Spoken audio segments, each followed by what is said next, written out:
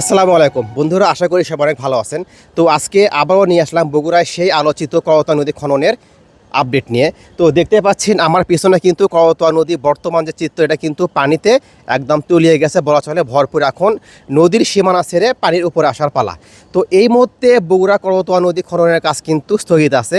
এটা স্থগিত থাকার কারণ হচ্ছে নদীর দুই পার কিন্তু পানিতে তলিয়ে গিয়েছে। তো এখন কিন্তু স্ক্যাভেটার দিয়ে খনন করা সম্ভব হবে না। তো এটা কিন্তু একটা বড় প্রজেক্ট, কারণ এটা যারা কন্ট্রাক্টর আছে, যারা ইঞ্জিনিয়ার আছে, তাদেরকে কিন্তু একটা সময় কিন্তু নির্ধারণ করে দেওয়া হয়েছে। তো এই সময় মাঝে কিন্তু কাজটা শেষ করবে।